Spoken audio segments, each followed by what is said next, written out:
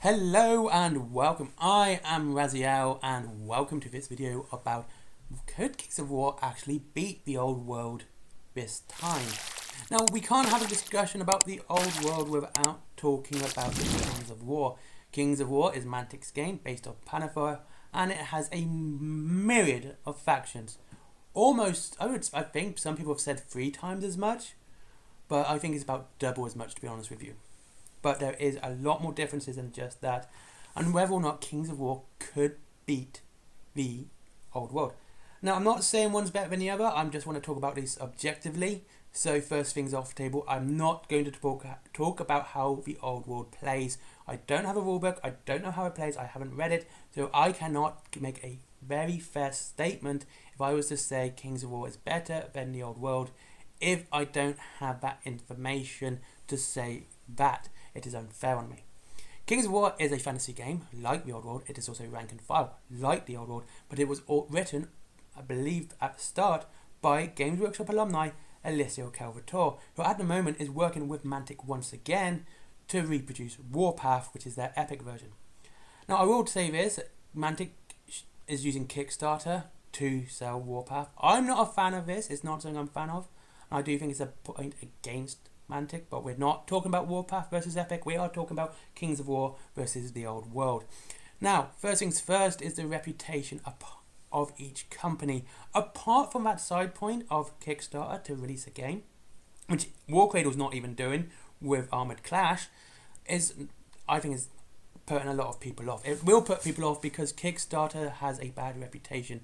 Not the company itself, but people on it. I'm not saying Mantic's bad, I'm just saying that is a general consensus towards these crowd-funded campaigns in general. There have been so many which have been failed, or deliberately not produced anything, and just taken people's money.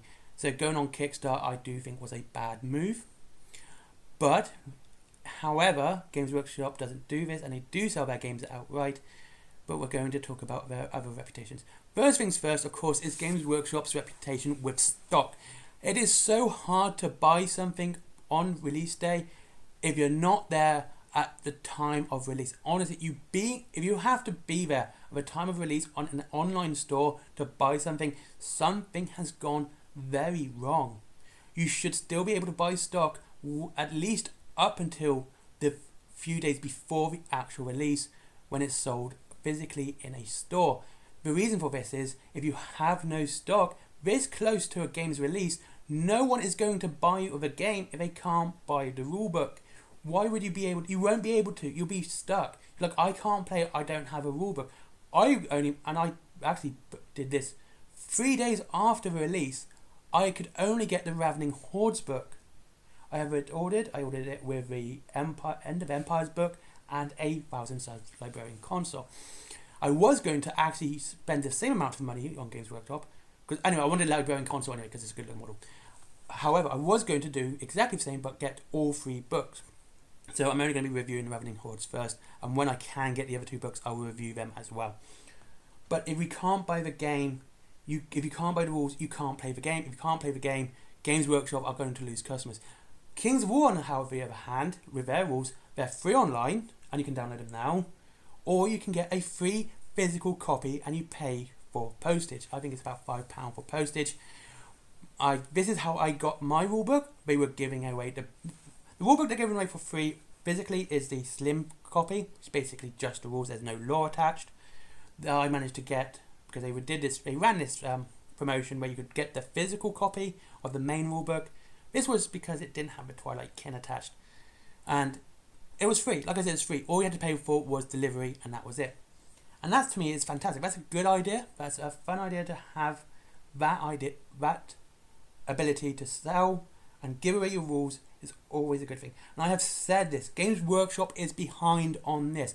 Every other company that I know of gives away their rules for free. Their full rules, not these slimmed down core rules, full rules. Everyone does it. You can download Wild West Exodus rules, you can download Dystopian Wars rules, you can download Mantics Kings of War rules. All of them are free to download as I speak. Games Workshop do the core rules and that's it, which means you're losing a lot of the texture and flavour of the game because you're still having to buy the main rulebook. Next is the factions. Now the factions of Kings of War are very varied. There is over 20 of them. They range from halflings, which I always think is a bit silly anyway. I don't like halflings. And they're in a silly box against orcs. I mean, this might be just be a joke. And then you've got the Ratkin and the Twilight Kin. The Horrors of the Abyss. I think I called that wrong. And you have all the other ones like Elves, Basilian. You have fantasy armies, and they all have fantastic lore attached. Like the Twilight Kin are actually kind of a sad story. They are evil, don't get me wrong, but the reason they got corrupted is because they're sad. It's a sad story, and it's quite relatable because they didn't want to leave their home even though it was getting corrupted. They wanted to stay because that's where they lived, that's where their home was, and that was it. And it's quite a sad story. And of course you have the Basilian, who are the good guys, and you have everything else. But there is this other sort of, I would say it's like a free faction system as well. It's kind of weird, right? The old world has good versus evil. It's in all fantasy, it's in all stories, it's good versus evil. It doesn't leave much for nuance or, any grey area. Kings of War do this. They have a neutral stance, like where the ogres are. These are armies that aren't good or evil. They are doing what they want to do, and they do it for whatever reason they find. They're not doing it because, moustache twirling evilness. Whereas they're going like, we're just going to do it. This is what we're doing. This is our story. And there you go. So honestly, right now we have a far more in-depth game system and a far more in-depth story because you have this grey area within the story. The thing is, which is really weird, there are at least two factions that I can say which would very much in the old world fall into the neutral category. So the first one is Tomb Kings. Tomb Kings used to be, I don't know about the new law, were the old men with a shotgun shouting, "Get off my lawn." That is what they were. They didn't want people to come into Kemery, and they didn't really want to leave. It was just their land, and they wanted it to stay that way. The other one is pretty much the same story. They want people not to enter their land, and that's the Wood Elves. Wood Elves, I would say, are a neutral faction. They're not good, though they do good deeds, like they ally with Bretonnia and Empire and High Elves, but they're not evil either, though they will kill Bretonnian, Empire and High Elves if they stray onto their land. They believe the Forest of Athlone is sacred to them, and that is that. It's their land. They are still pretty much, to me, a neutral because they don't go out and invade, they don't go out and attack. They are defensive, and they do what they want to do. And I do think the Wood Elves need some more. The Wood Elves and the Tomb Kings do need more depth to them, other than Wood Elves are good and Tomb Kings are evil. It doesn't really add anything to it to have them so polarized in a game that could have a lot of nuance. Yeah, Chaos is evil. Orcs, I could say they were chaotic neutral at worst. And of course you've got the Empire, who are good, but you also have bad Empire as well. And now, when we're talking about the two games, we have to talk about the models. We have no choice. Objectively, and I have to really emphasize that. Objectively, Games Workshop models are better. They are plastic. They're a nicer plastic. They look better. Objectively, they look better. Yes, looks of a model can be objective, because no, it can't be objective. It's all subjective. No, the look of something can be objectively good, and you can have something that looks objectively bad. And that's the thing. Games Workshop models they look objectively good. Just because they are good on a technical sense doesn't mean, in my opinion, they are better. Mantic don't look as good, I will give you that, and I will say that. However, they have this charm to them and this soul to them. It's like when you look at a model by Mantic, you can see there's something more to it than just a model that's been produced. However, if you look at the Games Workshop models, especially the new ones, you can say, yeah, it looks good, but there's something missing. There's something that's not in that looks quite right. And we can also see this with some of the older models that get released with the old world, such as the Tomb King chariots. There is a soul to them. They feel different. They look like it's a complete model. You look at the Bone Dragon. I do like the Bone Dragon, but when I look at it, there's always like this thing that's missing from it. There's something gone. There's something that should be there but is not. Now, if we've talked about the models, and we've talked about the reputation, let's talk about the actual lore of the stories. The Tomb King of the Old World is set within the time of the three emperors, and I will still say this, a smaller timescale does leave for more scope in storytelling. People go, no it doesn't. Yes it does. Let me explain why.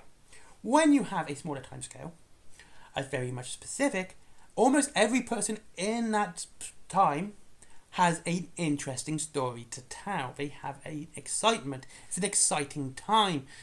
When you have a long period of time, you don't get as many stories or as many interesting stories, and the interesting stories will be diluted and, overshadowed by the boring stories.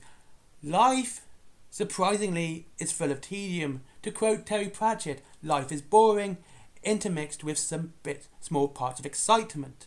Small parts of excitement is where a good story comes from. If we take, let's take Star Wars. Luke's story. If we take Luke's story from when he was given to Uncle Owen up until when he leaves, is boring. We don't want a whole story of those 19 years of him growing up on a farm, because it's boring. Even Princess Leia's story up until she is captured by the Empire, well, just before that, until she joins the Rebel Alliance, would be a pretty boring story of a princess, and that's it. Whereas when we look at the Star Wars saga, the 6 films that have been released, yes, 6. Oh, sorry, 7. I forgot Rogue One. That is a very short time scale, but it's a very interesting story. I mean, there's boring dialogue, but there's interesting story. And of course, if we look at then the Old Republic, best part of the Old Republic is based around the Knights of the Old Republic story games. Again, it's a very small period of time which we see, and it makes an interesting story because there's a lot of upheaval. If we look at the entire story of the Old Republic, a lot of that story, most of it, almost all of it, 99.999% of it, is going to be dull because it's just going to be boring. So a smaller timescale does make better stories, and it adds more scope for stories. Well, more scope for interesting stories. So with Panethor having this big history, a lot of the history we're not going to know about because it's boring. We're going to know the fun, interesting bits, the fun, fascinating bits, and that's it. And that's just the way it is. However, the actual faction lore is more interesting. The Chaos Dwarves, the Abyssal Dwarves, are very interesting. The Dwarves are interesting. Like, every faction within the Kings of War has a far interesting story to tell. Like I mentioned in Twilight Kin, it's sad. It's tragically sad how they got corrupted because they didn't want to leave home. They loved their land so much they didn't want to leave. That is tragic storytelling, and it's good. Games Workshop has nothing compared to that. Nothing there. People have chosen corruption because they didn't want to leave the land they loved, compared to, I'm not even thinking one. And things like the Ratkins and the Skaven. The Ratkins story's better. And the Skaven's like, we don't even know how they begun, apart from the bell ringing 13 times. The Ratkins just are like, they formed, and they were always there. They were just part of they were part of the land. They evolved into rats. That's good. Having such a basic storyline which is easily explained can be far more interesting than we don't know. And that's what makes Ratkin's story better than the Skaven story. Having the Skaven story of a we don't know is kind of boring, even if the 13 bells thing was true. So, and the land of Panethor seems to be more interesting anyway. The old world is still the old world, and and that's the other thing. The land of Panethor spans the planet. It's the whole planet. It's not just this very small continent of the world. It's the whole planet. However, Games Workshop with the old world has left this whole planet pretty much unknown about. The only real ones we know outside of this area is Cathay, Kislev, and Lustria. There is far more than that, and we don't know anything about it. There's such a huge chance to make a lot more models and a lot more money by expanding the storyline, even back then. And the Mortal Realms are just the same. We know very little about the Mortal Realms apart from that they exist, and that's it. Anyway, back to the comparisons. Now, what's my last point? Oh, external sources of lore. Of course, Mantic being smaller, they don't have the novels to back up the story. As of going to this video, I was looking for books, to talk about.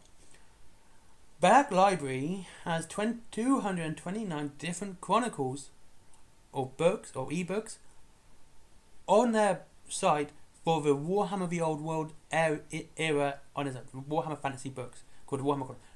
Now, some of these are repeated, obviously, because some are in omnibus, some are in anthologies, but there are 229. Mantic doesn't even have 10% of that, I believe. And that's it. Like, we can learn about the old world so much easier. And now my final point is the cost. I have no issues with these starter boxes. I have none at all. I will only argue that they should also release another standard box which has both armies in it. And that's it. That's just my discussion. That's all I think. But saying that, it is an expensive box. I'm not going to deny that. It is expensive, and I know people have done inflation comparison, saying yes, buying this now is actually cheaper than any of you bought it back in the day. So, fine, okay, let's say it is cheaper, but it's still a huge drop of money straight away. If I wanted to play Mantic and I want to get a starter set, not only do I get the rule book, I get 2 armies, okay. I can argue that maybe I don't want both armies, which is probably true. I only want like if I got the halfling boxes, War in the Shire, I don't want the halflings, I want the orcs. Same with the Twilight Kin box, I only want one of the armies.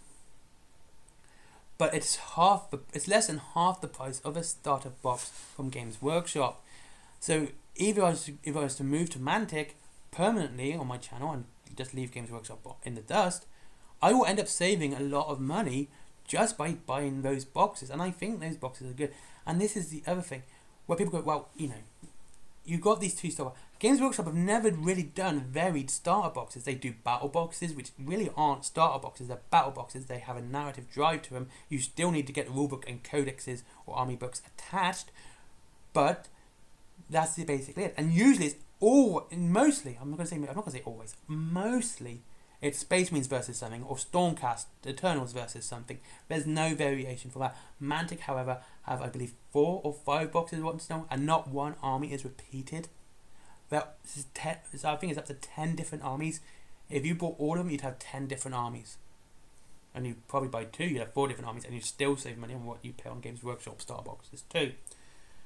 And there you go. And the models themselves are cheaper, but they are going up in price from Mantic, which I'm not happy about. But yeah, there you go. So I think, honestly, Kings of War has a real good chance at the moment. If they marketed this well, if they do it well, they could actually beat the old world quite handedly. They have an upper hand right now. They have a very good customer base right now. A lot of people I know are going to Mantic over Games Workshop. They are leaving Games Workshop because of all the issues they're having. And there you go. And they do tend to listen to the customers that way. I have noticed they do listen to customers. The best one for listening to customers is War Cradle, without a question. But they do try to be the neutral guys. They try to be like, why can't we all play the games we want to play? Look, War Cradle, I love you guys, but yeah, that's not a good idea when you are competing against bigger companies. You need to start staking up for yourselves. But there you go. Thank you very much for watching. I hope to see you again soon. I will links to Whaling Games down below, as well as my merchandise and and Forbidden Planet. Forbidden Planet, if you like comics. Whaling Games, if you want to save money on your Warhammer. And there is my comic as well, which I made, like I said earlier. And there you go. Oh, there's Skyforge as well. He's a friend of mine. I've not been paid to support him. I'm doing this because I like the guy. He's a good guy. He's if you like Pokemon or and other stuff like that, Pokemon cards and Pump Finals. I think Pop Finals. He still does those, I think. But it's mostly Pokemon cards. Go speak to him. He's a good guy. And I hope to see you all again soon. And I like doing these videos. Have a great day. Sorry for the gameplay footage. It's basically the best thing I can do with this video. Thank you. Bye bye.